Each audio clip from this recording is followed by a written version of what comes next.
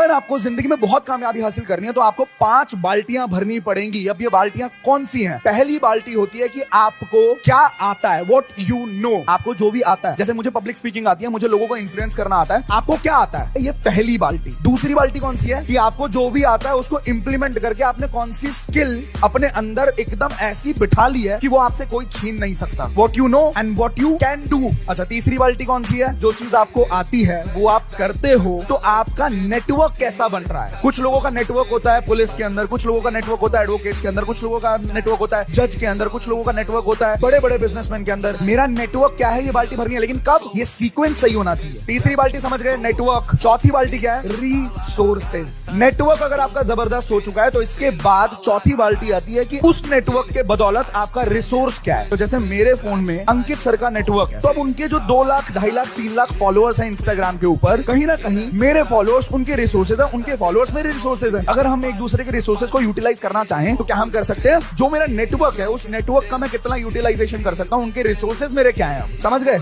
और 5वीं कैटेगरी है कि आपका मार्केट रेपुटेशन क्या है। जो आपको आता है उसके दम पे जो आपने स्किल बिल्ड करी है, उसके दम पे जो आपका नेटवर्क बना है, उसके दम पे जो रिसोर्सेज आपके हाथ में है, उसके दम पे जो आप काम कर रहे हो, उससे आपकी मार्केट रेपुटेशन क्या है। ये 5 बाल्टियां अगर सीक्वेंस में भर ली गई तो आपको जिंदगी में बहुत कामयाब होने से कोई नहीं रोक